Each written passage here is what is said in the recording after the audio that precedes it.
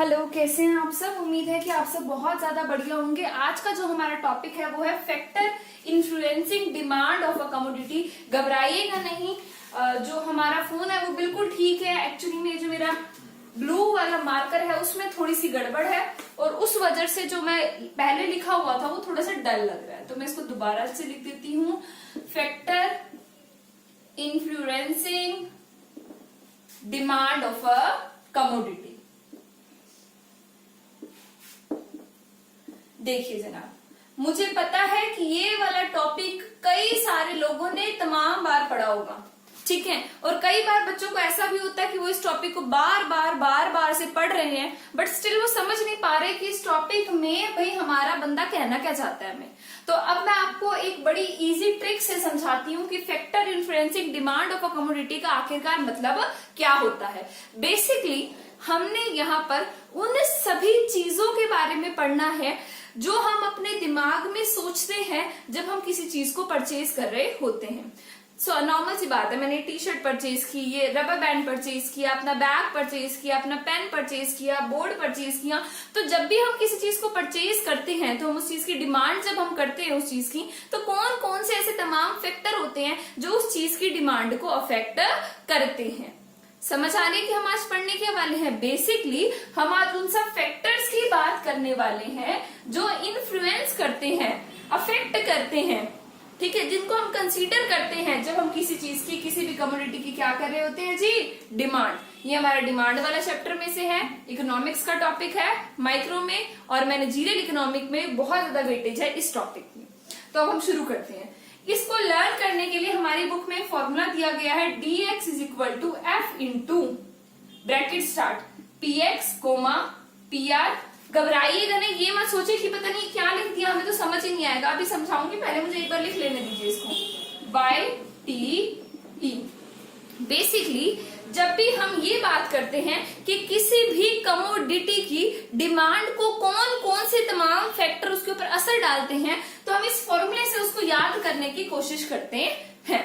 पहला है dx, यानी कि डिमांड ऑफ अ कमोडिटी, और वो कमोडिटी हमारी यहाँ पर कौन सी है, x। मैं इसको आराम आराम से लिखती हूँ दोबारा से, आप साथ साथ उतारिए। ये मत सोचिएगा कि हमें तो समझ नहीं आया पहले कैसे उतारने, आप एक बार लिखिए, मैं आपको साथ साथ समझाती हूँ। यहाँ dx का मतलब है demand of commodity x, commodity x की डिमांड।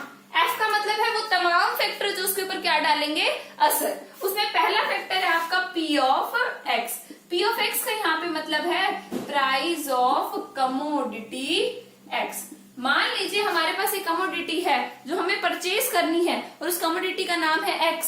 तो सबसे पहली चीज जो उसकी डिमांड पर असर डालेगी वो है उस चीज का प्राइस। अगर उस चीज का प्राइस लो होगा, price of the commodity x अगर लो होगा तो उसकी क्वांटिटी डिमांड ऑफ एक्स क्या होगी, ज्यादा। और प्राइस ऑफ कमोडिटी एक्स अगर ज्यादा होगा तो उसकी क्वांटिटी डिमांड मैं क्या करूंगी, कम। ऐसा क्यों करेंगे जी, क्योंकि इनके बीच में इनवर्स रिलेशन है, ठीक है जी। क्योंकि ये बात इनवर्स रिलेशन है, बात हमें किसने समझाई थी, लॉ ऑफ डिमांड ने। तो हो गया जी पहला पॉइंट क्लियर।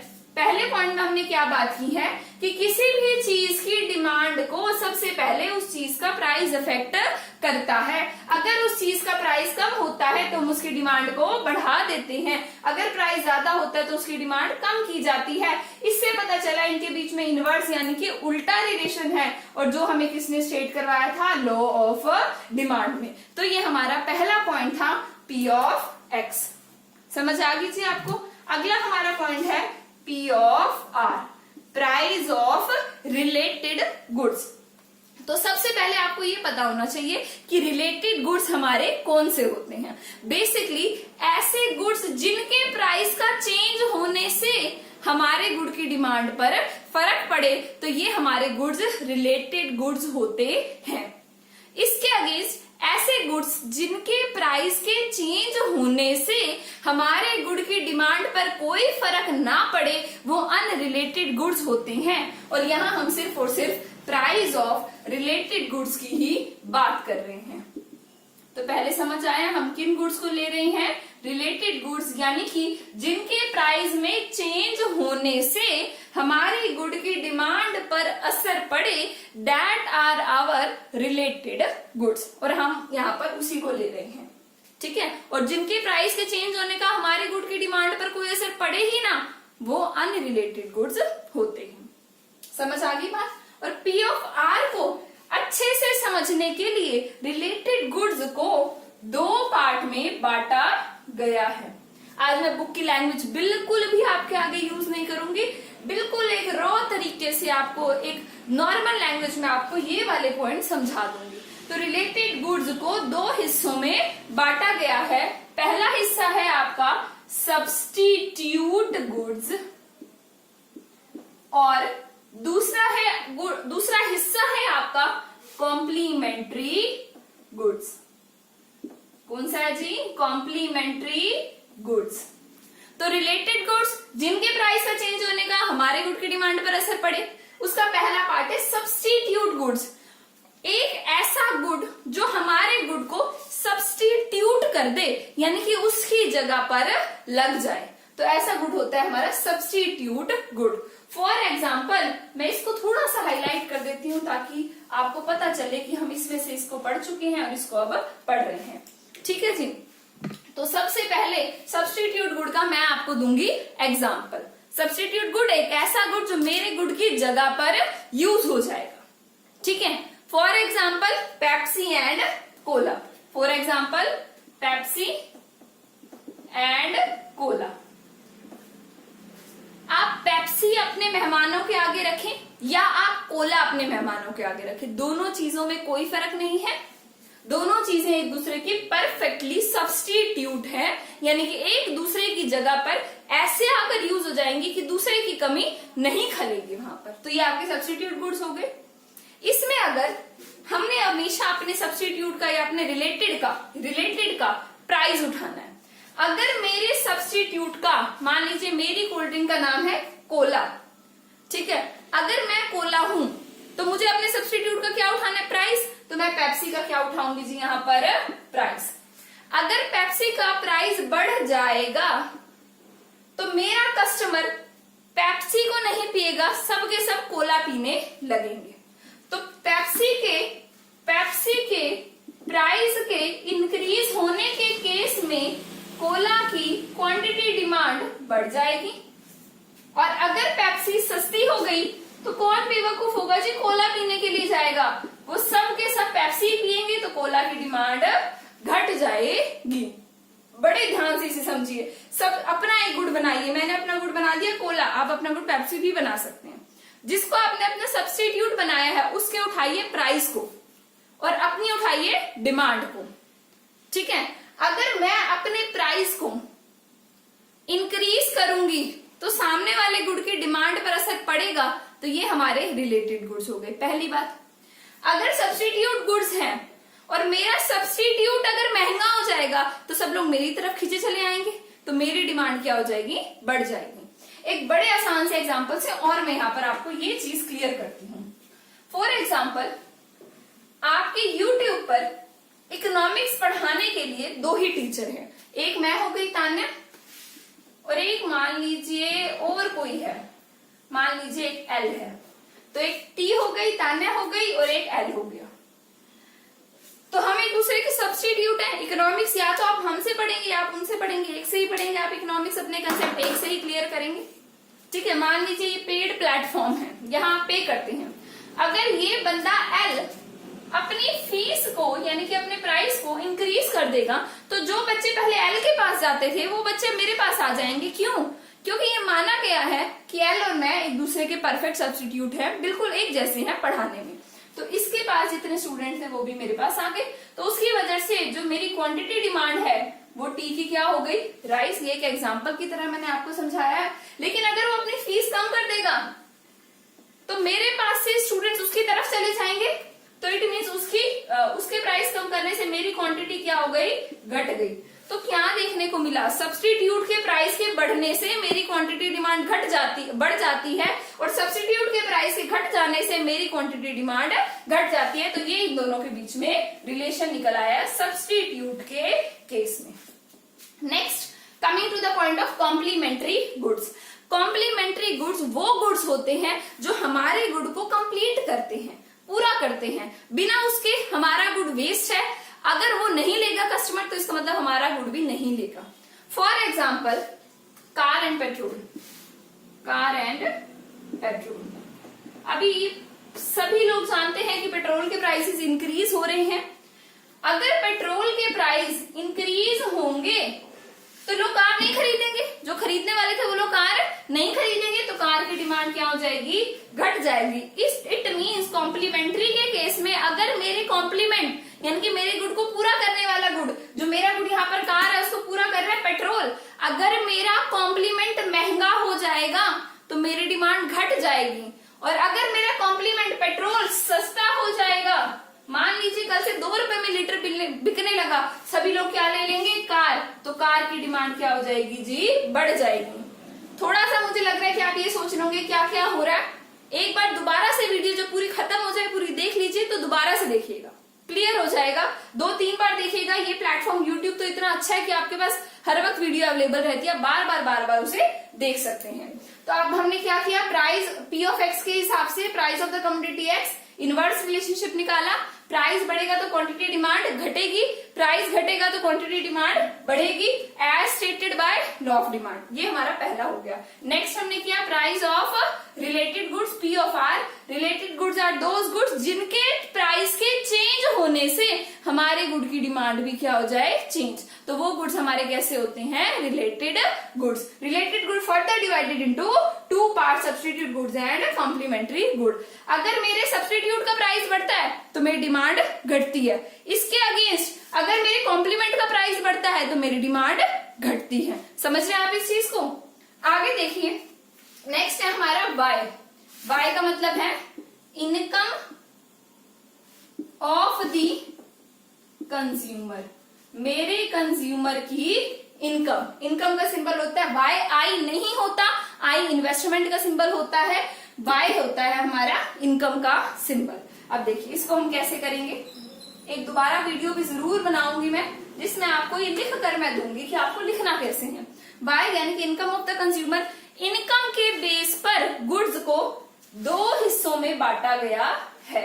कितने हिस्सों में बांटा गया जी, 2 हिस्सों में इनकम के बेस पर आपके गुड्स को बांटा गया है। प्राइस के बेस पर तो क्या क्या था, सब्स्टिट्यूट एंड कॉम्प्लीमेंट्री, ये 2 हिस्से थे। इनकम के बेस पर किन 2 हिस्सों में गुड्स को बांटा गया है, normal goods and inferior goods. Normal goods सभी तरीके के गुड्स और इंफीरियर गुड चीप क्वालिटी के गुड। अगर आपके कस्टमर की इनकम मान लीजिए मैंने एरो लगा दिया कि बढ़ रही है, तो वो नॉर्मल गुड्स की डिमांड को भी क्या करेगा, बढ़ाएगा। पर एक ऐसा कंज्यूमर आपका एक ऐसा कस्टमर जो कि अमीर हो गया है, वो इंफीरियर गुड्स यानी कि चीप क्वालिटी के गुड्स की डिमांड को घटाएगा।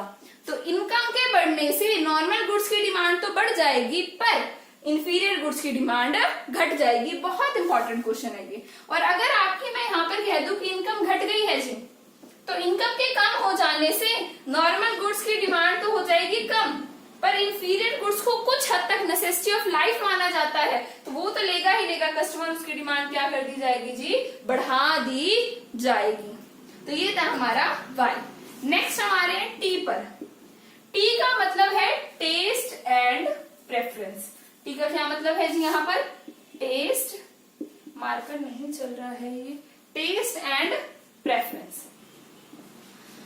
टेस्ट एंड प्रेफरेंस 2 तरीके से देखी जाती है। इसके बेस पर हम गुड्स को 2 हिस्सों में नहीं बांट रहे, पर इसको 2 तरीके से देखा जाता है। टेस्ट एंड प्रेफरेंस या तो आपकी फेवरेबल है या फिर आपकी अनफेवरेबल है। अगर आपकी टेस्ट एंड प्रेफरेंस फेवरेबल है तो टेस्ट एंड प्रेफरेंस के फेवरेबल होने से आपके गुड्स की डिमांड क्या हो जाती है जी, राइज। डिमांड क्या हो जाती है, राइज। और टेस्ट एंड प्रेफरेंस के अनफेवरेबल होने से आपके गुड्स की जी डिमांड क्या हो जाती है, फॉल।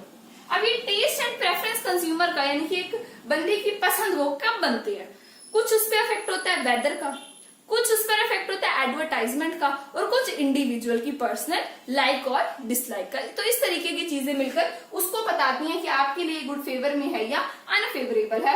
अगर वो गुड आपके फेवर में है तो आप उसकी डिमांड को बढ़ा देंगे। टेस्ट एंड प्रेफरेंस अगर फेवर में है तो बढ़ जाएगा डिमांड, और अगर अनफेवरेबल है तो डिमांड आपकी जी यहाँ पर घट जाएगी। नेक्स्ट है हमारा ई का मतलब है expectation.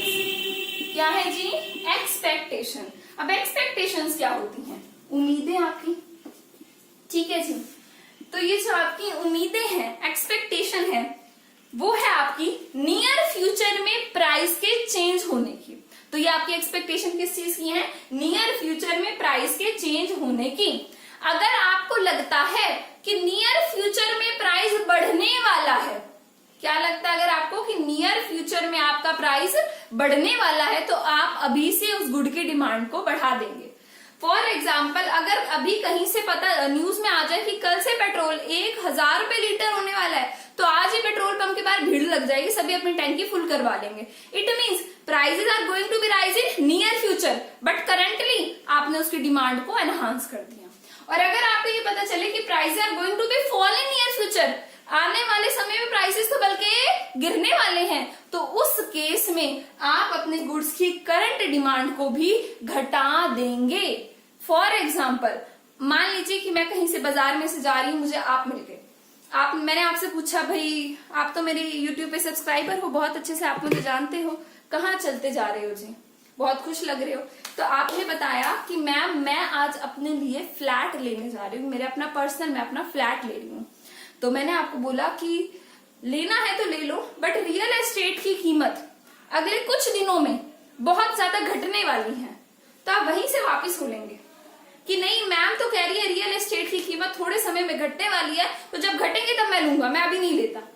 So it means that अभी करंटली प्राइस तो नहीं घटा, बट नियर फ्यूचर में price are going to be less.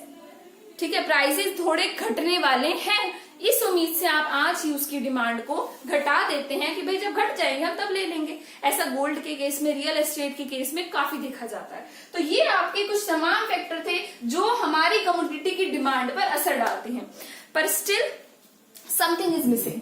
अब वो मिसिंग चीज क्या है उसको देखते हैं। हमने जब शुरू में एक बात की थी जी, इसको मैं अभी हटा रही हूँ, उम्मीद है आपने साथ साथ उतार लिया होगा, समझ लिया होगा, हिंदी में अपनी कॉपी में लिख भी लिया होगा कुछ ना कुछ साथ में। और आज की वीडियो उन लोगों को बिल्कुल समझ नहीं आई होगी जिनको हिंदी कम समझ आती है। ठीक है, तो यहाँ देखिए, तो ये हमने किया था कि जो हमारी डिमांड होती है, अब मेरे मार्कर को क्या हो गया, मेरे को सबसे गंदा काम लगता है कि मैं मार्कर बैठ के भरूं, मेरे को बड़ी इरिटेशन होती है। मैं हमेशा किसी और को बोल देती हूँ कि प्लीज ये मार्कर फिल कर दो। खैर उसको छोड़िए। जो डिमांड होती है जी, वो हमने पढ़ा था कितने तरीके की होती है, 2।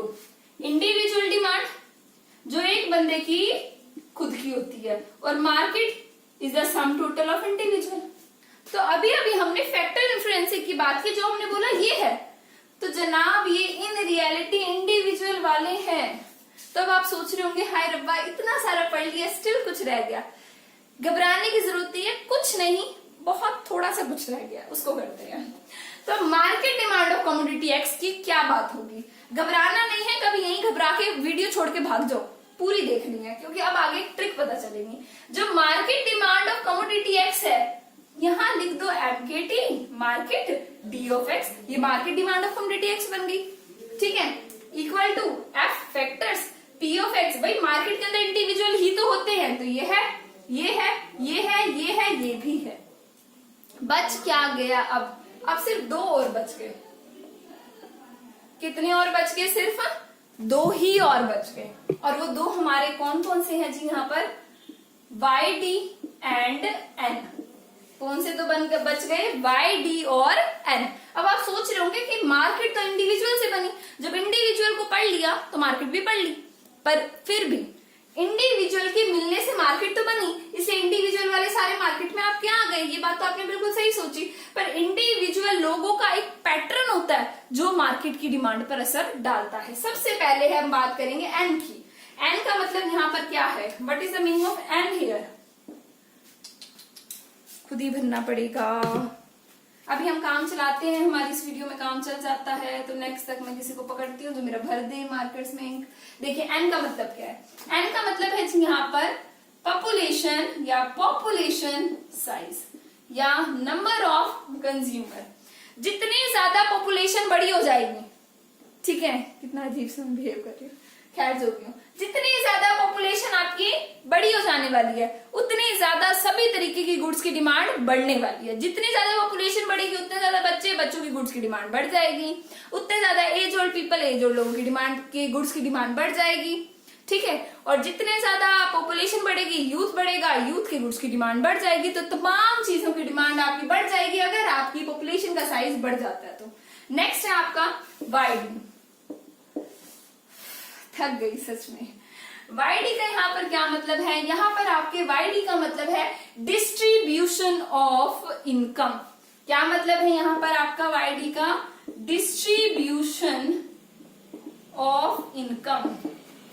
थकना तो जी मैंने था ही था आज, क्योंकि मैंने काम ही उल्टे सीधे कर रखे हैं। मैंने पहले वीडियो बनाई, उसमें आवाज नहीं ठीक आई, दोबारा वीडियो बनाई, उसमें इस ऊपर जो लाइट लगी रहती है उसकी वजह से प्रॉब्लम आ गई। तीसरी बार मैं इस वीडियो को बना रही हूँ, जो इतनी लंबी वीडियो होती है, अभी भी नहीं पता नहीं सही शूट हुई होगी या नहीं हुई होगी।